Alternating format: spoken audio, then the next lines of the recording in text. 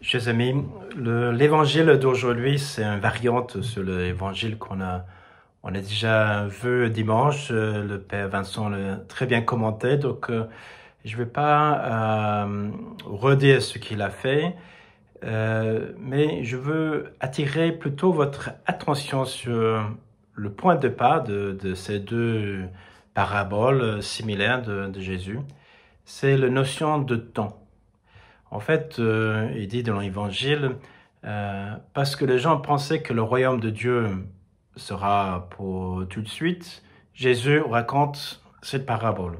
Autrement dit, attention, nous ne sommes pas pendant le temps de récolte.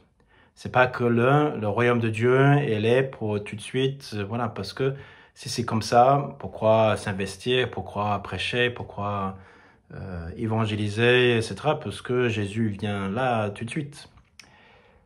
C'est plutôt, nous sommes dans un temps de semaille. Nous sommes appelés avec le bon grain que le Seigneur nous donne à travers sa parole, l'amour qu'il met dans nos cœurs, l'évangile que nous portons, de donner le mieux, tout ce qu'on reçoit de Jésus, et le s'aimer avec largesse. Et le temps de récolte reviendra après. Donc, nous sommes appelés de vivre avec une sainte tension, si tu veux, de dire, en fait, je ne sais pas quand le Christ va venir, je ne sais pas quand ce sera le jour de ma rencontre avec lui, donc je dois faire tout ce que je peux aujourd'hui, comme si c'était mon dernier jour sur le face de la terre. Et si on vivait comme ça, on sera toujours équipé, toujours prêt à que le Seigneur nous appelle. Et je peux dire chaque jour, en fait, Seigneur, je tout donné. Combien de fois dans notre journée même, on a appelé par des gens ou des situations qui demandent notre temps, notre écoute, de s'occuper de quelqu'un. Et on a cette première réaction en nous qui dit j'ai pas le temps. Je vais juste vous analyser avec vous cette phrase. J'ai pas le temps. Parce que quand on utilise cette phrase-là, c'est traduit en fait par le contraire. Parce que j'ai beaucoup de temps, c'est-à-dire je peux faire ça demain, la semaine prochaine, dans quelques jours, etc.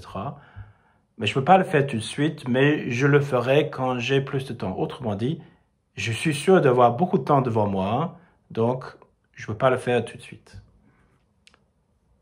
En réalité, en fait, si je dis « je n'ai pas le temps », la vraie traduction, c'est « parce que je ne suis pas sûr de vivre demain, même à la fin de cette journée. Parce que je n'ai pas le temps, il faut que je le fasse tout de suite. Je t'accorde le temps que j'ai parce que mon temps est précieux et je ne sais pas si j'aurai l'occasion plus tard de le faire. » Donc, si on veut vivre cette sainte tension dans laquelle Jésus nous offre, ou nous propose de vivre, c'est de dire, Seigneur, il faut que je fasse aujourd'hui, parce que je ne sais pas quand tu seras là pour m'appeler de venir rendre compte de tous les bons grains que tu m'as confiés, d'arriver à la fin de ma vie avec quelque part mes poches vides, en disant, voilà Seigneur, j'ai tout donné. Pas comme ce serviteur qui dit, bon, bah, je garde ça et voilà, je fais rien avec. Ce serait dommage d'arriver à la fin de notre vie avec plein de grains qui ne sont pas sémés parce qu'on se dit, j'ai pas le temps. Ou autrement dit, je pense que j'ai beaucoup de temps et un jour, je me rends compte qu'en fait, le temps est fini. Et je crois que c'est là aussi une façon de méditer, de dire, mais je n'aimerais pas arriver devant le Seigneur en disant, zut, si je savais, laisse-moi juste retourner pour finir ce que je n'ai pas fait.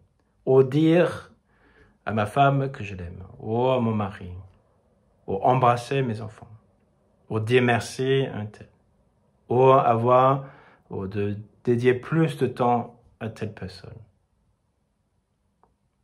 C'est le moment aujourd'hui, parce que le Seigneur parle à notre conscience et dit, vas-y.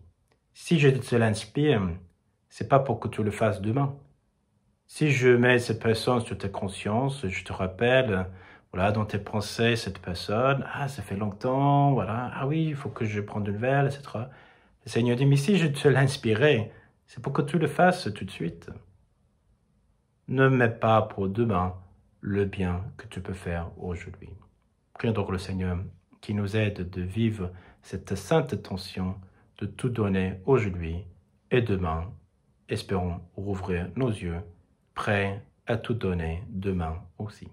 Allez, bonne journée et bon sommeil.